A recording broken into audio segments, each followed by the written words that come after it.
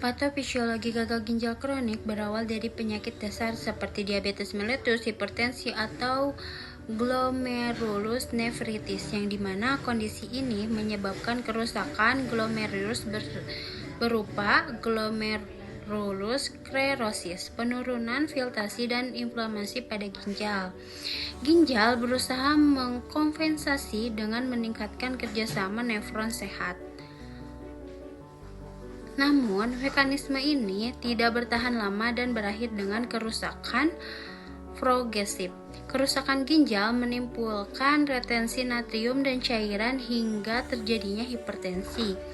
Gangguan filtrasi menyebabkan proteinuria, penurunan protein plasma, serta terjadinya edema.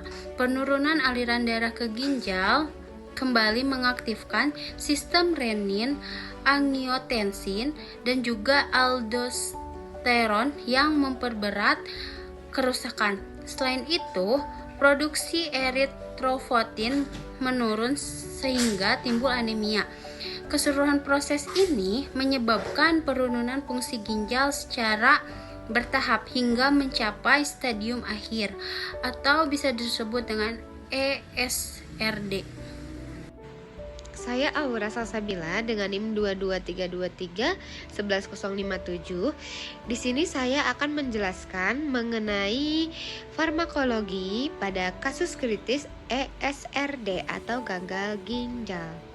Baik, farmakologi pada kasus ini yaitu kita bisa memberikan antihipertensi atau amlodipin, ACI atau ARB.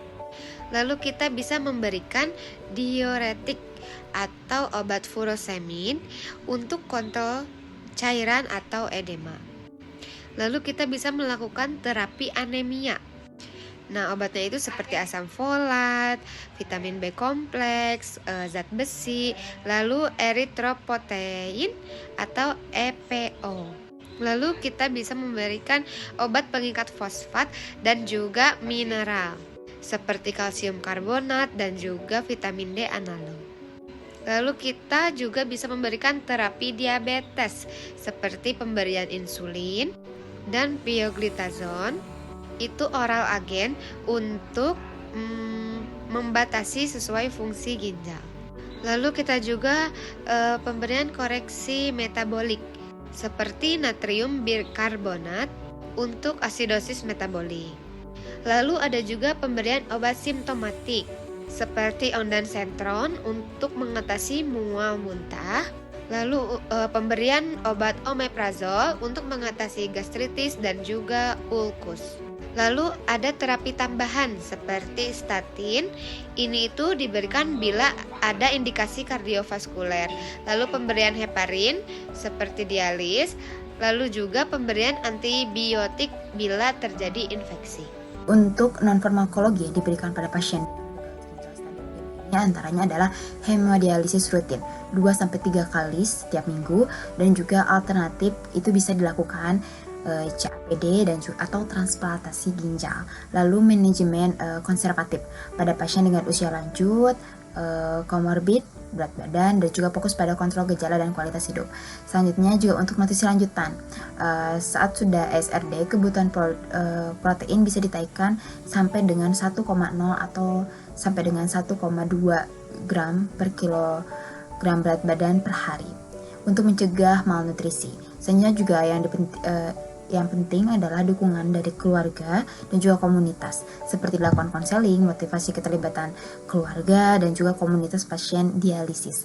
Lalu selanjutnya adalah monitor ketat penyakit penyerta seperti hipertensi, diabetes, penyakit kardiovaskuler. Lalu untuk vaksinasi dipastikan melakukan vaksinasi influenza, hepatitis B, pneumokokus, tetanus, karena resiko infeksi yang mungkin saja meningkat pada pasien ESRD. Selanjutnya juga kunjungan rumahan atau family medicine approach untuk mengevaluasi kepatuhan dan juga bagaimana lingkungan serta dukungan sosial yang dirasakan oleh pasien. Baik, selanjutnya mengenai patofisiologis akan disampaikan oleh rekan saya yang lainnya. Lalu selanjutnya ada terapi diet. Terapi diet pada pasien dengan penyakit ginjal tahap akhir bertujuan untuk menjaga keseimbangan cairan, elektrolit, serta status gizi agar fungsi tubuh tetap optimal dan komplikasi dapat dicegah.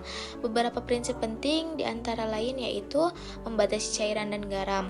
Pembatasan ini dilakukan untuk mencegah penumpukan cairan dalam tubuh yang dapat menyebabkan edema dan hipertensi. Garam atau natrium juga perlu dikurangi karena dapat meningkatkan tekanan darah dan memperberat kerja ginjal. Lalu yang kedua, mengatur konsumsi makanan sesuai rekomendasi.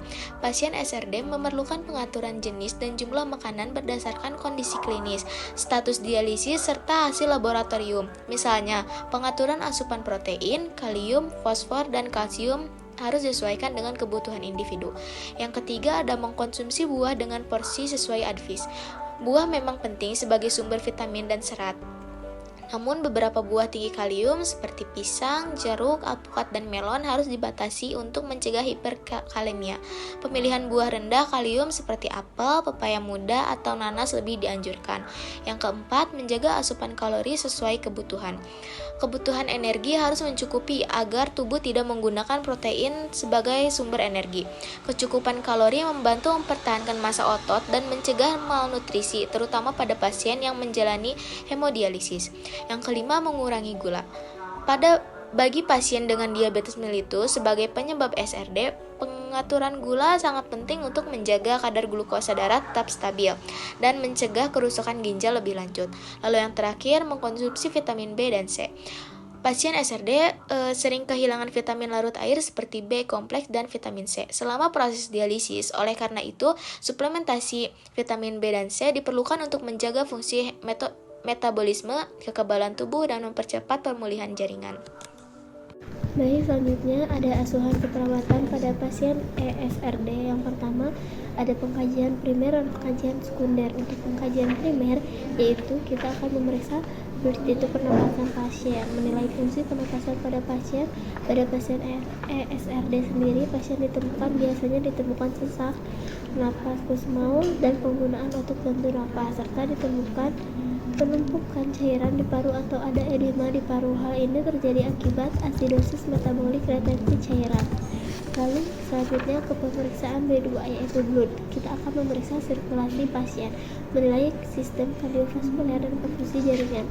Pasien biasanya menunjukkan tekanan darah meningkat, nadi cepat, adanya edema, lalu CRT lebih dari 3 detik.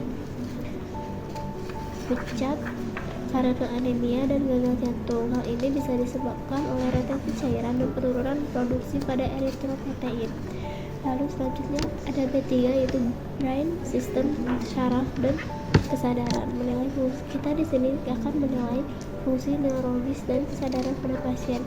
Pasien dapat mengalami disorientasi, kejang, gelisah, insomnia, dan perubahan perilaku. Hal ini terjadi karena penumpukan toksin uramik di otak atau encephalopati uramik.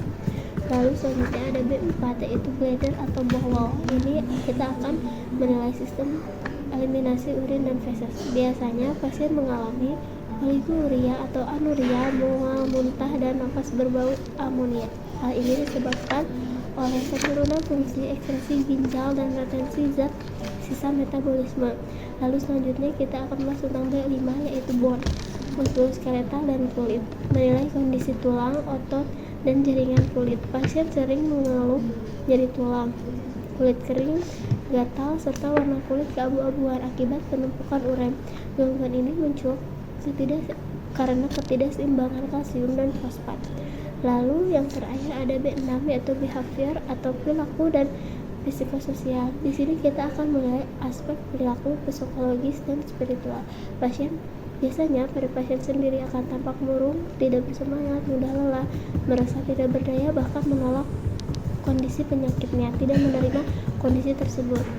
Kondisi ini berhubungan dengan stres kronik dan perubahan peran sosial akibat ketergantungan pada hemodialisis. Baik, lalu selanjutnya ada pengkajian sekunder. Pengkajian sekunder ini dilakukan untuk melengkapi data primer, mencakup riwayat kesehatan, gaya hidup, sistem tubuh, dan psikososial.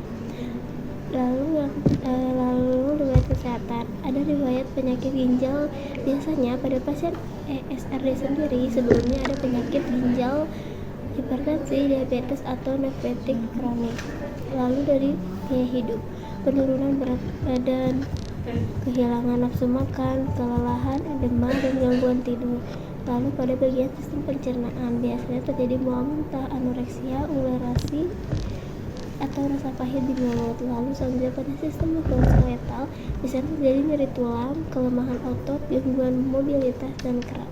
Lalu pada sistem saraf, biasanya pada pasien ASRD sendiri sering pusing, penurunan kesadaran, dan gangguan memori. Lalu pada aspek psikologis dan spiritualitas, pasien sering merasa sedih, putus asa, mudah marah, dan kesulitan menerima kondisi. Perlu pendekatan spiritual agar pasien mampu beradaptasi. Baik, selanjutnya ada diagnosa keperawatan. Diagnosa keperawatan ini berdasarkan hasil dari pengkajian yang di atas. Maka diagnosa keperawatan yang dapat muncul pada pasien ESRD antara lain yang pertama ada hipervolemia, berhubungan dengan gangguan mekanisme regulasi dan kelebihan asupan natrium. Lalu yang kedua ada intoleransi aktivitas, berhubungan dengan ketidakseimbangan antara suplai dan kebutuhan oksigen akibat anemia dan kelemahan. Lalu diagnosa yang ketiga ada penurunan kadar hemoglobin, berhubungan dengan gangguan produksi eritropoietin. Lalu yang keempat ada risiko ketidakseimbangan elektrolit dan cairan tubuh, berhubungan dengan penurunan fungsi ekskresi ginjal.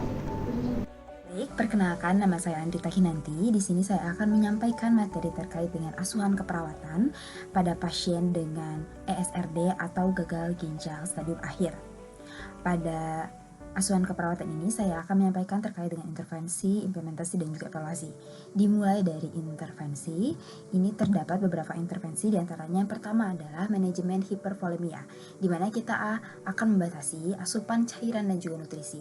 Lalu juga pemberian diuretik yang dianjurkan sesuai dengan rujukan medis dan juga pengaturan ultrafiltrasi. Selanjutnya adalah manajemen energi, yaitu membagi aktivitas menjadi beberapa periode pendek dan juga istirahat yang cukup. Lalu di antara aktivitas untuk mengurangi beban dari kerja jantung dan juga sistem pernapasan.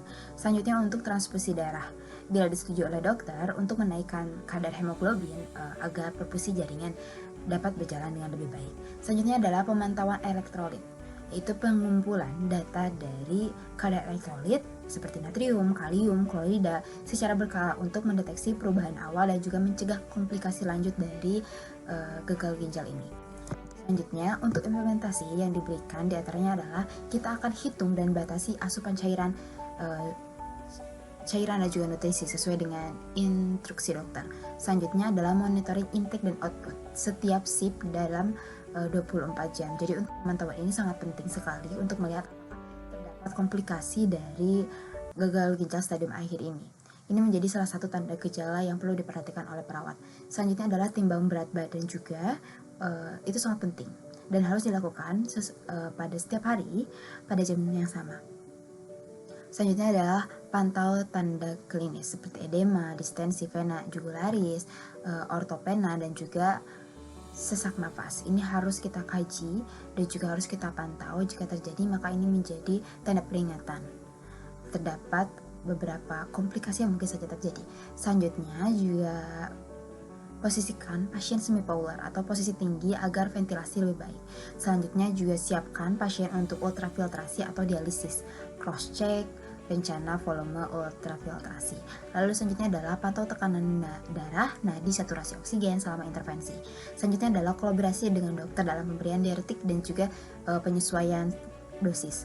Dan terakhir adalah edukasi pasien, cara bagaimana mengukur asupan cairan dan juga tanda mengenali penumpukan cairan. Salah satunya adalah dengan kenaikan berat badan dan juga edema. Lalu selanjutnya kita akan merencanakan jadwal aktivitas yang ringan dan juga bertahap. Misalkan jalan sebentar, lalu latihan ringan. Setelah beberapa aktivitas diistirahatkan terlebih dahulu, tidak dipulkan terus berkegiatan. Selanjutnya adalah sisipkan waktu istirahat di antara aktivitas. Lalu monitor tanda vital, saturasi oksigen sebelum dan sesudah melakukan aktivitas. Selanjutnya juga dorong pasien agar meminta bantuan bila diperlukan agar tidak terlalu kelelahan. Di sini peran kita sebagai perawat dan juga keluarga sangat berperan penting karena kita memastikan bahwa pasien dalam keadaan stabil dan tidak terlalu kelelahan. Selanjutnya juga kita akan berikan edukasi untuk mencegah hal tersebut kepada pasien dan juga kepada keluarga. Untuk yang terakhir adalah di mana kita harus pastikan bahwa indikasi dari transfusi sudah disetujui oleh dokter. Ventilasi verifikasi identitas pasien dan juga kecocokan darah, lalu cek tanda vital sebelum transfusi seperti tekanan darah, nadi dan juga suhu. Lalu laksanakan transfusi sesuai dengan protokol. Seperti misalkan dari cepatnya pemberian, lalu juga awalnya mungkin akan lambat, lalu kemudian ditingkatkan jika ada toleransi yang baik. Selanjutnya juga ada selama transfusi monitor pasien dari tekanan darah, saturasi, dan juga gejala reaksi dari transfusi. Lalu terakhir adalah edukasi pasien, tujuan transfusi, kemungkinan reaksi yang muncul, dan juga agar hal ini dilakukan agar nantinya pasien dapat melaporkan ketika terjadi tanda gejala yang dirasakan selama proses transfusi darah. Lalu selanjutnya adalah evaluasi. Hal ini sangat penting untuk menilai bagaimana intervensi yang kita berikan, apakah berhasil, apakah perlu ditambah, apakah perlu dikurangi. Ini sangat penting sekali. Di antaranya adalah dari biologis, di mana kita akan menilai efektivitas dari terapi yang diberikan terhadap fisik pasien, agar nantinya kita juga bisa mengevaluasi dan juga merencanakan tindakan selanjutnya. Selanjutnya juga adalah psikologis. Ketika pasien sakit, tentunya yang terasa terganggu bukan hanya biologisnya, tapi juga dari psikisnya, di mana kita harus memastikan bahwa pasien ini mampu beradaptasi terhadap kondisi kronis dan juga mempertahankan kesehatan mental. Selanjutnya sosial, pastikan juga pasien ini dapat dukungan baik dan juga mendapatkan lingkungan dukungan sosial yang baik. Selanjutnya yang terakhir adalah spiritual, di mana di sini pasti ketika pasien mengalami penyakit kronis, ini akan banyak kekhawatiran dan juga ketakutan, sehingga kita harus memastikan bahwa pasien dapat menemukan makna positif dari penyakit yang diderita dan juga meningkatkan ketenangan batin. Baik, itu saja penjelasan mengenai materi dari ESRD dan juga asuhan keperawatan yang diberikan pada pasien ESRD atau gagal ginjal akut. Kami dari kelompok 5 menyampaikan permintaan sebesar-besarnya dan juga semoga video yang kami buat dapat bermanfaat untuk teman-teman semua. Jika terasa dalam video kejanggalan dalam pemberian materi dari isi materi ataupun bagaimana cara penyampaiannya, tolong diberikan saran dan kritik karena itu sangat berharga bagi penyempurnaan tugas kami. Sekali lagi saya mohon maaf, saya ucapkan terima kasih. Wassalamualaikum warahmatullahi wabarakatuh.